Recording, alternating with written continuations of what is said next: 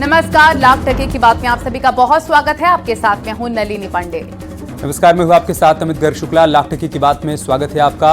सबसे पहले करेंगे बात यूपी में 10 विधानसभा सीट पर होने वाले उपचुनाव की, एसपी और कांग्रेस के गठबंधन की। एक तरफ अखिलेश यादव कह रहे हैं कि गठबंधन जारी रहेगा, लेकिन सीट शेयरिंग पर अब तक सस्पेंस बना हुआ है, ये सवाल खड़े करता है। लाख टके की बात में आगे दिखाएंगे। हाथरस में भगदड़ कांड को लेकर आज लखनऊ में नारायण साकार हरि की न्यायिक आयोग के सामने पेशी हुई है, लेकिन चर्चा है बीजेपी विधायक की, जिसकी गाड़ी में बैठकर साकार हरि पहुंचे थे न्यायिक आयोग। अब इसी पर एसपी ने बीजेपी को घेर दिया है।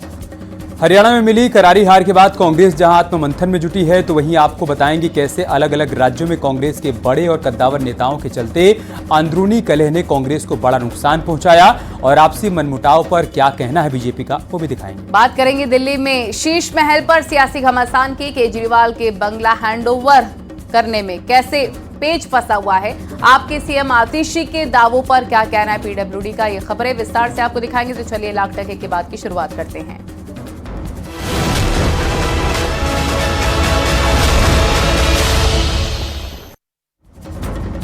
हरियाणा चुनाव के रिजल्ट के अगले ही दिन अखिलेश ने यूपी में 10 सीट में से 6 सीटों पर प्रत्याशियों के नाम का ऐलान कर दिया।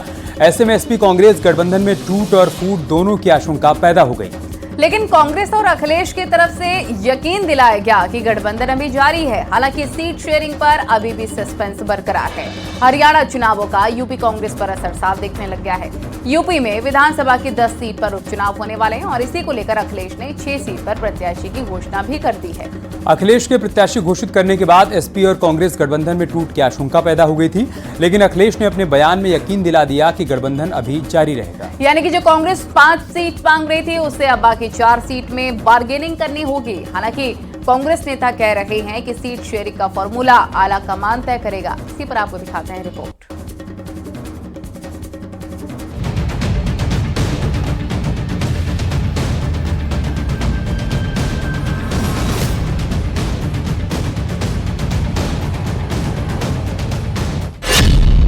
समाजवादी पार्टी ने मंगलवार को उपचुनाव के लिए अपने उम्मीदवारों की एक लिस्ट जारी की, तो सियासी हलचल तेज हो गई।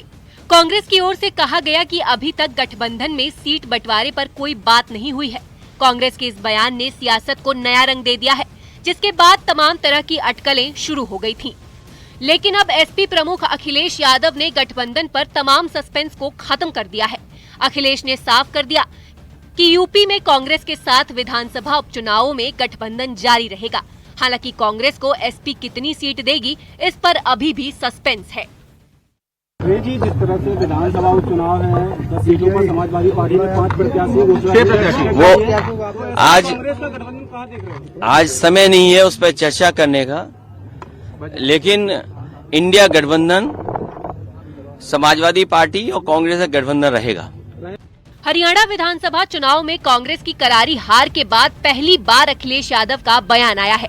हालांकि अखिलेश यादव गठबंधन जारी रहने की बात तो कह रहे हैं, लेकिन कल ही अखिलेश ने यूपी विधानसभा उपचुनाव में 6 सीटों पर अपने उम्मीदवारों के नाम का ऐलान कर दिया है। जबकि कांग्रेस का कहना है कि सीट शेयरिंग हमेशा से पार्टी का केंद्रीय नेतृत्व तय करता है, आगे भी वही करेगा। चीजें राष्ट्रीय नेतृत्व निर्णय लेगा, तय करके आप उसको मानेंगे? अपनी तरफ से कोई प्रस्ताव राष्ट्रीय नेतृत्व ही तय करेगा। आगे जो गठबंधन क्या गठबंधन बना रहेगा क्या? निश्चित तौर से बना हुआ है, बना रहेगा। यूपी में 10 विधानसभा सीट पर उपचुनाव होना है। ऐसे में 6 सीट पर एसपी के ऐलान के बाद कांग्रेस अब बाकी बची 4 सीट में से कितनी सीट पर बार्गेनिंग कर पाएगी, ये देखना दिलचस्प होगा, क्योंकि फूलपुर और मंझवा में एसपी ने अपने प्रत्याशियों के नाम का ऐलान कर दिया है। दरअसल फूलपुर विधानसभा सीट और मझवा विधानसभा सीट पर कांग्रेस अपने उम्मीदवार चुनावी मैदान में उतारना चाहती थी, लेकिन समाजवादी पार्टी ने फूलपुर से मुस्तफा सिद्दीकी, मझवा से ज्योति बिंद को चुनावी मैदान में उतार दिया है। इसके अलावा करहल से तेज प्रताप यादव, सीसामऊ से नसीम सोलंकी, मिल्कीपुर विधानसभा सीट से अजित प्रसाद, कटेहरी से शोभावती वर्मा को चुनावी मैदान में उतारा है। कांग्रेस के साथ सीट शेयरिंग पर अखिलेश ने अभी पत्ते नहीं खोले हैं, लेकिन गठबंधन जारी रखने की बात जरूर कह दी है। अखिलेश यादव के इस बयान के साथ ही गठबंधन का सस्पेंस तो खत्म हो गया, लेकिन सीट शेयरिंग पर सस्पेंस बचा है। उनका जो अलायंस है वो सीटों के कम ज्यादा पे नहीं है, उनका अलायंस ये है कि देश की जो फैशिस्ट ताकत है, देश की सबसे घोर सांप्रदायिक पीढ़ी विरोधी जो ताकत है, जो संविधान को निगल रही है, क्या हम सब लोग मिलकर उसको सत्ता से बेदखल कर सकते हैं?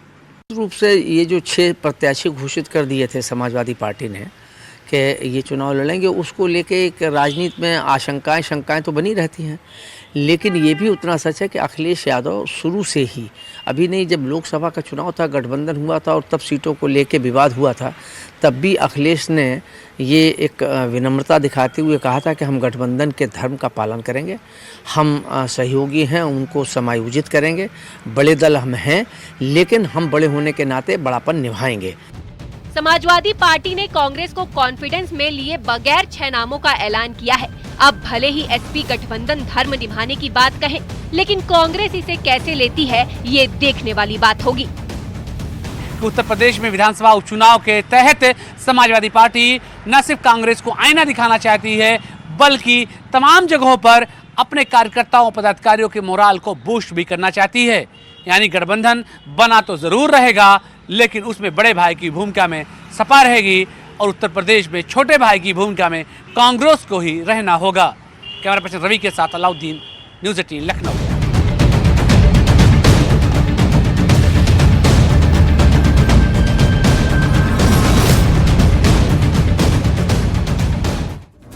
और इस बीच इसी से जुड़ी बड़ी खबर मिल रही है कि अखिलेश यादव का नया बयान सामने आ चुका है, जिसमें अखिलेश ने कहा है कि बातचीत करके बची हुई सीटों के लिए विचार किया जाएगा।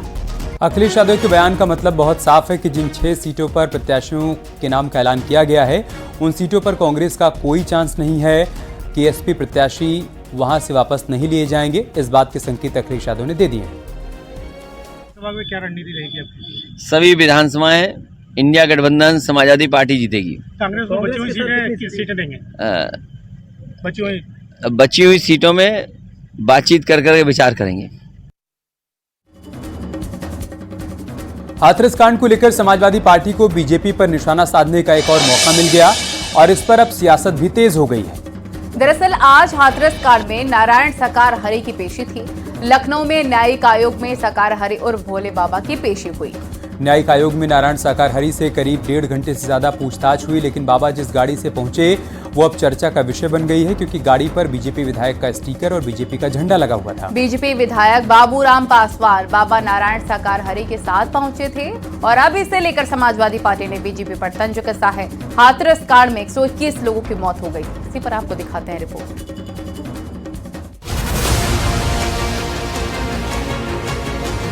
हाथरस हादसे में इसी साल कई लोगों की मौत हुई थी। इसी भगदड़ कांड में नारायण साकार हरि उर्फ भोले बाबा न्यायिक आयोग के सामने पेश होने के लिए लखनऊ पहुंचे।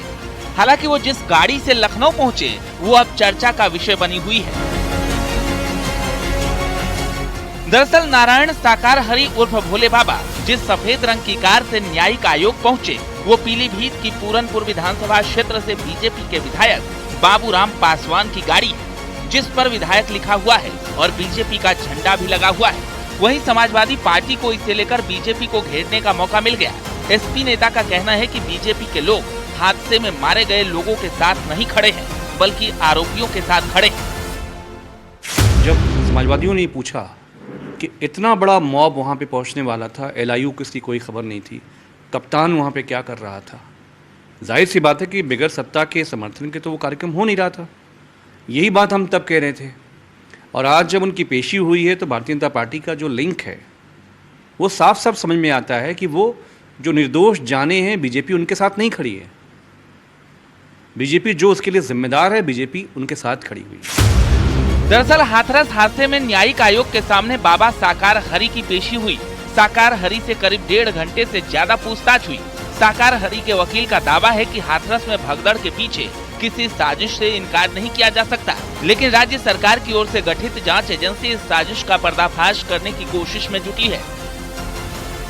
बिल्कुल साजिश थी आज तक इतने वर्षों से नारायण साकार हरि के सत्य के साथ में मानव मंगल मिलन सद्भावना समागम में कभी कोई घटना नहीं हुई। ये साजिश थी सनातन धर्म को बदनाम करने की, ये साजिश थी हरि जी के समर्थक फॉलोअर को बदनाम करने की, ये साजिश थी उत्तर प्रदेश सरकार को अस्थिर करने की। पहले भी एक बार हाथरस हुआ, फिर हाथरस घटना हुई। ये ऐसा साजिश थी, षड्यंत्र था जो कि पर्दाफाश कर रहा है। इसीलिए माननीय मुख्यमंत्री जी का बहुत बहुत धन्यवाद। उन्होंने तुरंत न्यायिक आयोग का गठन किया 30 सदस्यीय, और तुरंत उन्होंने अगले दिन वहां विजिट किया। उत्तर प्रदेश सरकार, भारत और केंद्र सरकार ने 2-2 लाख रुपए की सहायता राशि दी मृतकों के परिवार को। हाथरस में इसी साल जुलाई महीने में हादसा हुआ था। 2 जुलाई को सत्संग के दौरान भगदड़ मची थी। भगदड़ में 121 लोगों की मौत हुई थी, 30 घायल हुए थे। कार्यक्रम सूरजपाल उर्फ नारायण साकार हरि उर्फ भोले बाबा का था। सूरजपाल स्वयंभू बाबा बनने से पहले पुलिस की नौकरी करते थे। अचानक अध्यात्म की दुनिया में उसकी एंट्री हुई और नाम बदल लिया। अब लोग सूरजपाल को नारायण साकार हरि के नाम से जानते हैं। हाथरस भगदड़ केस में पुलिस ने कोर्ट में अपनी चार्जशीट दाखिल की है, लेकिन चार्जशीट में नारायण साकार हरि उर्फ भोले बाबा उर्फ सूरजपाल का नाम नहीं है। नारायण साकार हरि उर्फ भोले बाबा के पास 24 आश्रम हैं। उनके पास चल और अचल संपत्तियां 100 करोड़ से ज्यादा है। बाबा 25 से 30 गाड़ियों के काफिले के साथ चलते हैं। नारायण साकार हरि उर्फ भोले बाबा अपने अनुयायियों से एक पैसा चढ़ावा नहीं लेते हैं, लेकिन फिर भी उसके पास आलीशान आश्रम और इन आश्रमों में दुनिया की सभी सुख सुविधाएं मौजूद हैं। वहीं अब हाथरस भगदड़ कांड में आयोग के सामने पेश होने के लिए लखनऊ पहुंचे नारायण साकार हरि के बीजेपी विधायक की गाड़ी में जाने पर सियासत तेज हो गई है। न्यूज़ 18 के लिए ब्यूरो रिपोर्ट। हरियाणा चुनावों के नतीजे कांग्रेस के लिए किसी बड़े सदमे से कम नहीं है, क्योंकि खुद कांग्रेस को यकीन नहीं हो रहा है कि वो जीती बाजी कैसे हार गई। वहीं बीजेपी एंटी इनकम्बेंसी के बावजूद हरियाणा में लगातार तीसरी बार सरकार बनाने वाली पार्टी बन गई। इसे लेकर बीजेपी ने कांग्रेस पर तंज कसा है। दरअसल कांग्रेस की शुरुआत से ही सबसे बड़ी दिक्कत अंदरूनी कलह और भितरगात की समस्या रही है। इस बार भी भूपेंद्र हुड्डा और शैलजा कुमारी की आपसी टसल का खामियाजा पार्टी को भुगतना पड़ा है। हरियाणा ही नहीं, राजस्थान, उत्तराखंड, मध्य प्रदेश, छत्तीसगढ़ में भी दिग्गज कांग्रेसी नेताओं की टसल ने कई बार हाथ में आई हुई बाजी को गंवा दिया। एक रिपोर्ट देखिए।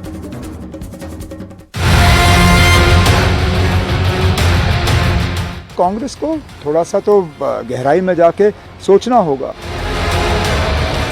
वहाँ कांग्रेस को लगता था कि बस हम अपने ताकत पर, अपने बलबूते पर जीतेंगे तो सत्ता में और कोई भागीदार नहीं चाहिए। ओवर कॉन्फिडेंस मत करना कभी भी, किसी भी चुनाव को हल्के में ले लेना चाहिए।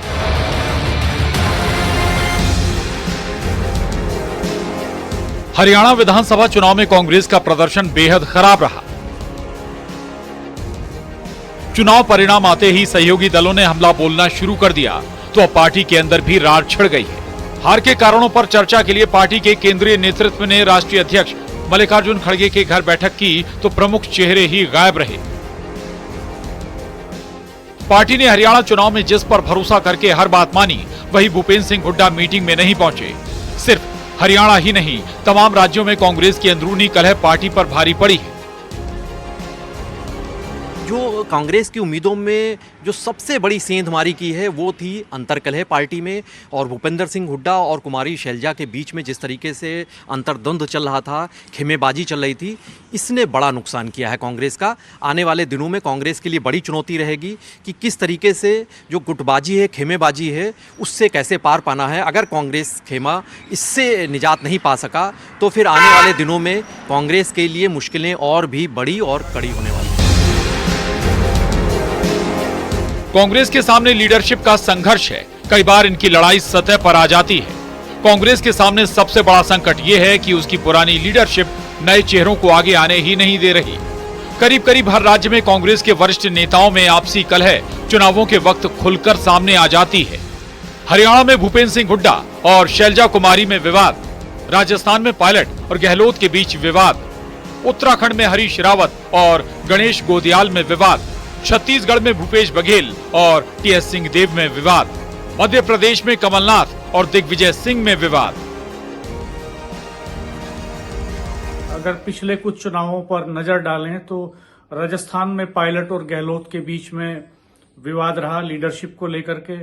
अभी हरियाणा में रिसेंट अगर बात करें तो हुड्डा और शैलजा के बीच का जो विवाद है, उसके पहले उत्तराखंड में यही रहा, हरीश रावत और गोदियाल के बीच में एक डिस्प्यूट रहा। छत्तीसगढ़ में भी हमने देखा कि भूपेश बघेल और सिंहदेव के बीच में यही जंग थी। मध्य प्रदेश में उसके पहले कमलनाथ और दिग्विजय सिंह के बीच में लीडरशिप को लेकर के एक स्ट्रगल था, एक साइलेंट वार थी, और कई बार तो ये सतह पर आ जाती है। हमने अभी हरियाणा के चुनावों में देखा ही है कि किस तरह से शैलजा और हुड्डा के बीच में जो कंट्रडिक्शन था वो बार वोटर्स के बीच में आ गया।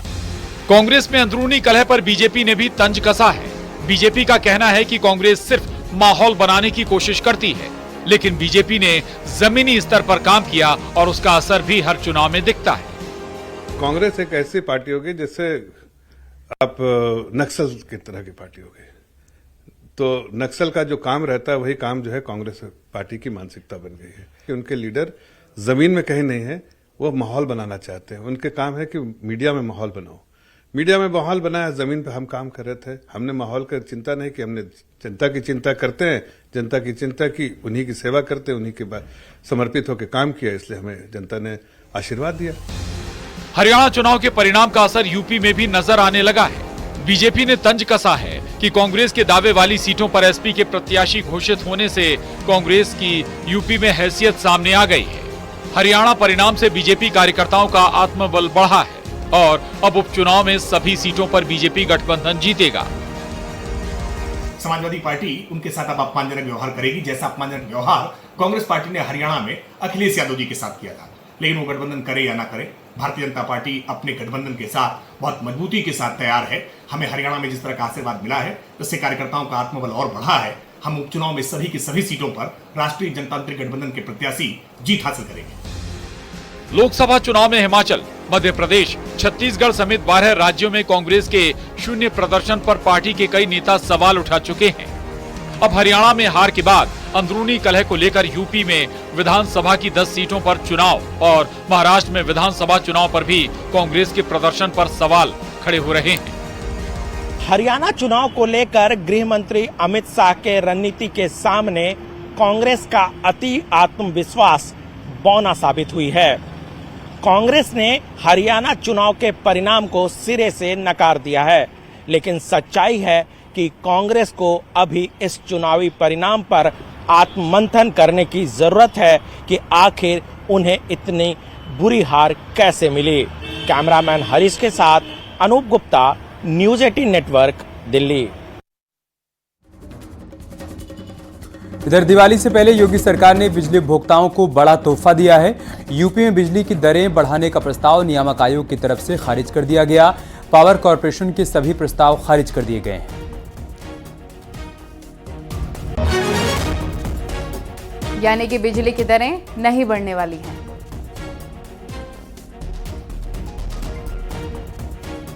आपके चैनल के माध्यम से प्रदेश के माननीय मुख्यमंत्री जी को बधाई देना चाहूंगा और माननीय नियामक आयोग से भी मैं मिलकर आ रहा हूं।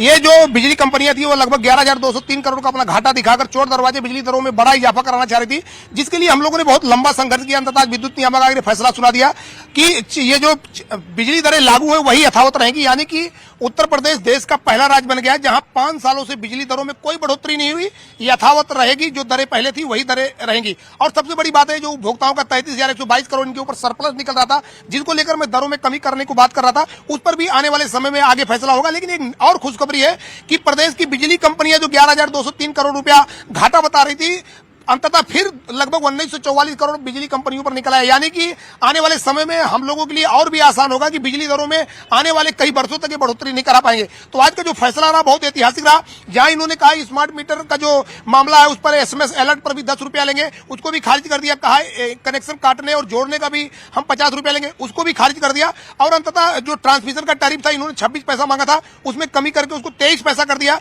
नोएडा पावर कंपनी जो पूरे ग्रेटर नोएडा क्षेत्र में जो सप्लाई करती है बिजली की, उसकी दरें 10% कम कर दी गई। यानी कि जो पहले 10% कमी आगे चल रही थी वो आगे भी चलती रहेगी। तो एक तरह से ग्रेटर नोएडा क्षेत्र के विद्युत उपभोक्ताओं के लिए बड़ी खुशखबरी है कि उनकी दरें आगे भी 10% कम रहेगी। और वहीं शारदीय नवरात्र के मौके पर सीएम योगी ने गोरखपुर के गोरक्षनाथ मंदिर में विशेष अनुष्ठान और पूजा की है। सीएम योगी गोरक्षनाथ मंदिर में महानिशा पूजा में शामिल हुए। महानिशा पूजा में महारूढ़ का प्रसाद चढ़ाया गया। नाथ परंपरा के मुताबिक अष्टमी की तिथि जब रात में मिलती है तभी हवन पूजन किया जाता है। सीएम योगी ने गोरक्षपीठ के शक्ति मंदिर में विशेष पूजा अर्चना की।